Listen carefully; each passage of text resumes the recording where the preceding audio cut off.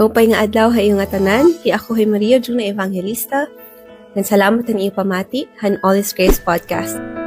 Itong Diyos inusang nga misteryo. Hindi tayo mag-isa sa panaan pa natawag kita itong halarong nga relasyon. Paano naton hiya mas makikilala?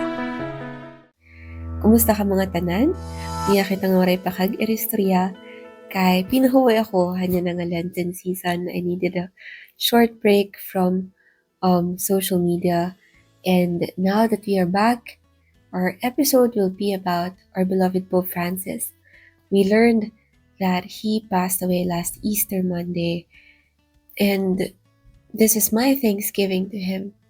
Papasalamat ko sa pagmamahal at serbisyo na ibinigay niya sa lahat ng Katoliko, lalo na sa ating mga Pilipino. I was part of the crowd when he visited Tacloban City last January 17, 2015. Di ko makakalimutan yung mga salitang binigkas niya that Jesus will not disappoint us.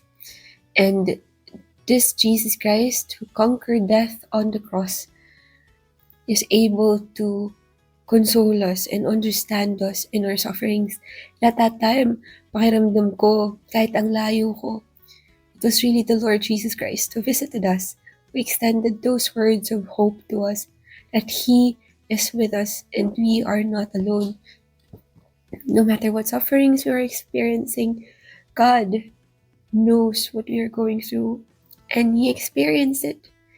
He is the Word incarnate, and He became like us in all things except sin.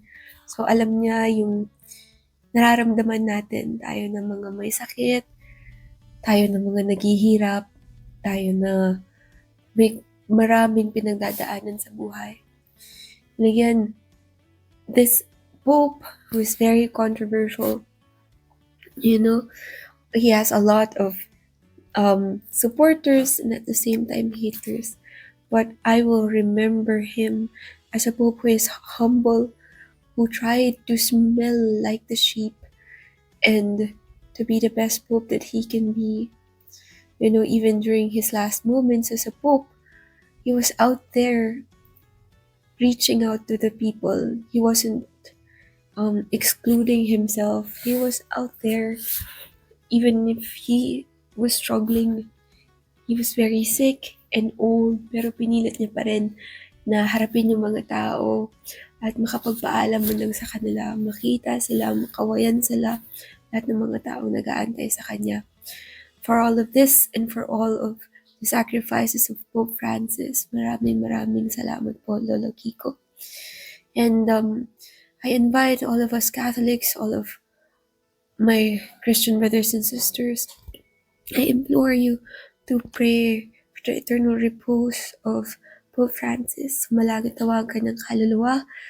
And we also pray for the coming conclave, sa paparating na conclave, na sana itong election na ito, gagawin ng ating mga kardinal, will be filled by the Holy Spirit and may the Lord's will prevail.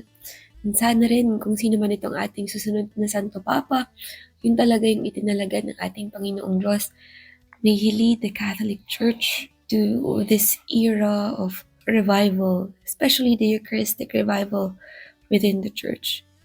I will be releasing my next podcast very soon. I interviewed Dr. Elpidio Kamacaba, and I'm very excited to share this interview with you. He's the first Salcedonhon that I was able to interview. He is the Salcedonhon that I look up to the most. So, not just because he is a person of integrity, but of course because he is a Catholic. He's a devout Catholic. So, mga salamat ito ni iyo pamati. Ngayon, tubtub na ako hitong sunod.